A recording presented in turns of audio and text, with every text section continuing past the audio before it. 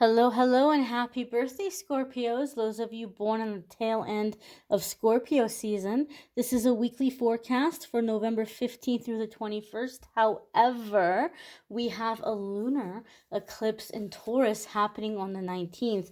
Therefore, these energies are going to be around for a while. So we're going to check in here and see what can be expected for Scorpio, Sun, Moon, and Rising during this time, during this week, during this energy that's going to be around here for the eclipse, lunar eclipse energy. We can expect big shifts and big changes to occur in the coming weeks and months in our personal lives, as well as on a global level. But we're going to see what the cards have to say as far as what the Scorpio collective can expect for themselves. So the first card coming up here, my darlings, is the Two of Wands. Okay, Two of Wands can indicate partnerships. Okay, Two of Wands can indicate partnerships. It can indicate making a choice or a decision moving forward. Some of you have heard me say that a lot of the times I see the Two of Wands come up when somebody is coming up to you and they're making you an offer, but there might be some kind of like selfish motivation, like they know somehow that they're going to really benefit from you or having you around, and that you have no idea, you're clueless to this, and so they might be taking advantage, they might be lowballing you in terms of what the exchange might be. And so I've always said, take your time, do a little bit of research, ask some questions, make sure you're on the same page, even down to like defining words, right? Like if somebody says, oh, hey, you know what, I got an extra room, why don't you just come and stay with me? Why don't you move in and you can just help me around the house, or you can just kind of, babysit my kids once in a while and I won't charge you rent. And you might think, oh, that's a sweet deal. But then you go and then all of a sudden they're expecting you to help around the clock, or they're asking you to do ridiculous things. Like they have you up on the roof patching holes or something. And you're like, wait a minute, wait a minute, wait a minute. You said help around the house. I didn't think I was going to be on the ladder on the roof, right? So it's going to be a good thing to ask questions like, okay, what did you have in mind? How many hours a week? Or like when you say help, what kind of tasks? You have to ask questions here. I do feel for a lot of Scorpios, even though I'm not focusing on love and romance in the weekly forecast, and I do the love readings separately. You can check out the love readings for November. They're linked in the description. December will be coming up later this week. I'm not going to focus on love and romance in this weekly forecast, but I am going to say intuitively, I feel a lot of Scorpios, especially Scorpios who have been single for a very long time, are going to have options coming in all of a sudden in terms of love and romance, where we're not just talking about a relationship. You're going to have more than one option, and you're going to have to decide, do I want a relationship? Do I not want a relationship? Do I want it with this one? Do I want it with that one? And so they might be telling you things and you're like, oh, that sounds great. It sounds like we want the same thing, but they might have a different definition. They might say, well, you know what? I want to take things slow. And your idea of taking things slow is being monogamous, right? But not rushing into moving in together, or not rushing into like telling everybody that you're dating. And their idea of slow might be they're still dating other people, or they're still sleeping around. So that's why you have to ask, what is your idea of taking it slow? What does that look like for you? That way you're not giving you that chance or that spot to the wrong person, or to later on you're not going to say, oh my gosh, I wish I would have chosen the other person and not this one, right? So ask specific questions. When I see Two of Wands, you're going to have choices or decisions. It could be jobs for some of you, right? It could be a job offer. Your boss is maybe talking about giving you a raise or giving you a promotion, and you're like, oh, that sounds great. But then you get into it and it's like they're giving you a promotion and you're like, oh my gosh, finally, they overwork me so much. finally they're going to give me a raise and a promotion, and you're thinking that the level of work you're doing is going to match the pay. They've increased your pay, but they're also increasing the work like 10 times. And you're still in that boat of, I'm getting paid way little for the work that I'm doing. So it's going to be important to ask questions. What does this entail? What is expected of me? Right? We want to ask detailed questions when we're making this choice or we're making this decision, because it might not be laid out completely for us exactly what's happening or what's going on. The next card coming up for our Scorpio friends, our Scorpio collective, holy cannoli. It's a card we know well. It's a card we do very well. We are known for it. Ten of Swords, right? You don't mess with Scorpio. When a Scorpio is done, Scorpio is done, right? Scorpio is not going to willy-nilly say things they don't mean, right? It's so funny.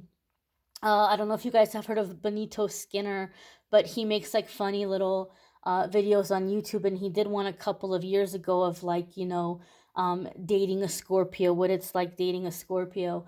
And it's really over the top. It's really exaggerated, but it's funny. And there's this one part where he's like, I'm sorry about the terrible, horrible, hurtful, accurate things I said about you when I was angry, because like the thing about Scorpio, like Scorpio is known for like stinging, but Scorpio is not gonna say things just to say things or do things just to do things. Like Scorpios have a reputation for stinging, but what a lot of people don't understand, it takes a lot to get a Scorpio there. Most Scorpios. A healthy, mature Scorpio is not willy-nilly like unleashing their wrath on everybody, because they understand how powerful their wrath is. And a lot of you are like, oh yes, I've been biting my tongue. Oh yes, there's people that I've just been like, you know what? I'm not going to unleash the avalanche on them. I'm just going to walk away. But what we need to keep in mind with this lunar eclipse in Taurus, a lot of what's happening is there's these shifting, conflicting energies, contrasts that are occurring, and things that are coming into light. There's going to be a lot of truth that's being revealed at this time. So some of you maybe are having truth revealed to you about people or situations where Spirit is saying, look, Scorpio, like this person or this situation is not meant for you to be sacrificing how much you're sacrificing for them, or they don't have your back. They're not being truthful. They're not being honest. It's okay for you to cut them off and to go in a different direction, right? And so for a lot of you, there's a sense here, or there's this feeling here of really just kind of burning some bridges with this ten of Swords. Even though it's not the Five of Swords, I'm getting like the burning of bridges vibe. For some of you, you are getting really serious, super serious about making healthy choices for yourself. You're making your health a priority right now, and you're realizing that you have some unhealthy coping mechanisms or coping habits. Maybe it's smoking, maybe it's drinking, maybe it's binging on sweets, or food, or gambling, or other physical pleasures, that might be a little bit excessive to the point where it kind of goes overboard. It kind of goes more than just blowing off some steam or letting loose, to the point where it's like negatively affecting your life, right? Maybe you find yourself having a really hard time putting down the bottle, and you're going several days not being in your full capacity or control of yourself, right? Or some other substance or some other way of numbing yourself where you just can't seem to stop for a while, right? That little kind of having some junk food or having a treat is turning into a 2-week long binge, right? And it's bad for your blood pressure, or you're noticing that like it's affecting your health in some way. And so the Ten of Swords is coming up for you guys, not only in the sense where you're like, I'm really serious about not falling into this coping mechanism, but I'm also realizing who is triggering me and what is setting me off. And if I'm going to stop this behavior, I also have to remove the triggers from my life. The people that are setting me off, or this job is really making me crazy. It's time for me to change my job, or it's time for me to stop hanging out with this person or taking their phone calls. So I feel a lot of you are cutting out a person or a situation or a group as a matter of your health, your mental well-being, your mental sanity, your physical well-being. You're like, I can't have this around anymore, right? And for some of you, a lot of it could even be kind of maybe watching less television or watching less news, or maybe you're going in social media and there's people where you're like, well, I don't know if I want to full on unfriend them, but I'm going to mute them. I'm going to put them to where their stuff is not showing up in my newsfeed because it is stressing me out, right? So I feel like a lot of you are cutting out negative influences or negative triggers as well. Now, the next card that's coming up for our dear Scorpio friends is the Eight of Swords. Eight of Swords can be a moment of helplessness where we feel frustrated and we feel angry and we feel a little bit stuck. We're feeling like we're waiting for somebody to come along and give us permission about something or to help us out. I feel that the Eight of Swords is not going to be for all you Scorpios.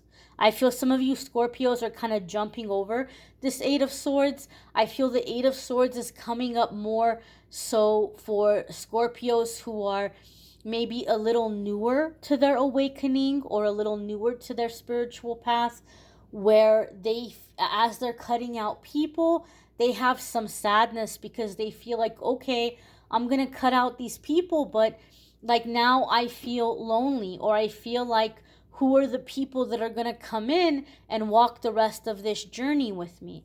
Now, Scorpio, I'm going to say something to you guys.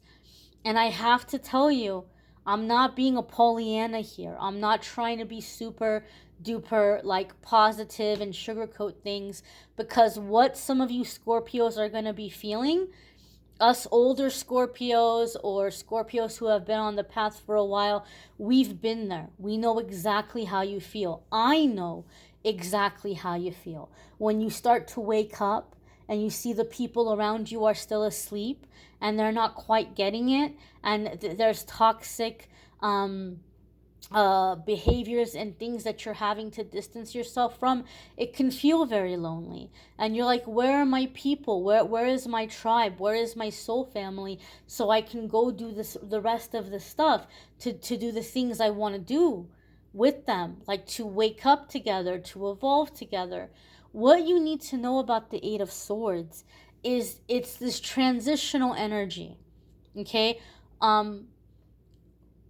When we look for somebody to come in during this time, the best case scenario is we're going to attract somebody who's just as lost as we are, and they're looking at us to the answers. And it can feel now that we have two people who are lost, who don't know how to read the map, trying to find the way and bickering and arguing with each other. Like, why can't you figure it out? And why do I have to do everything? That's the best case scenario.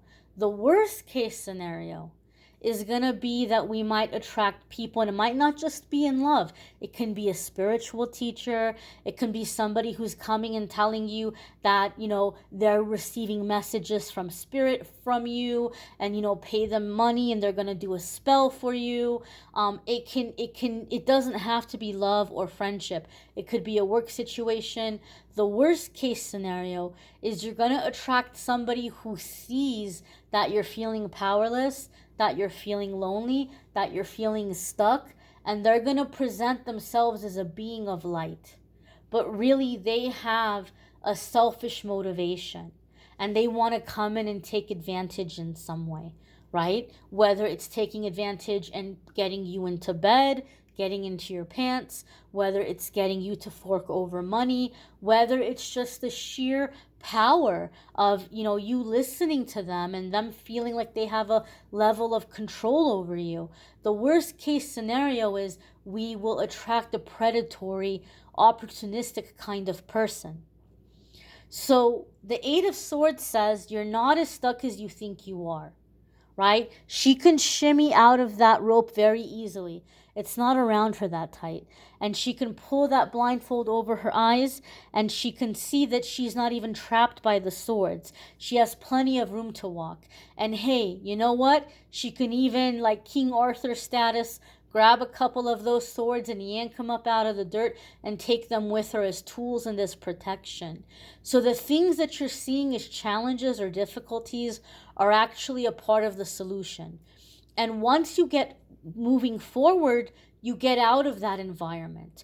You get out of that circle. You get out of that low vibrational energy, and you start to pick up along the way, soul family, people who are on the higher vibration, people who are coming out of toxic things just like you have been.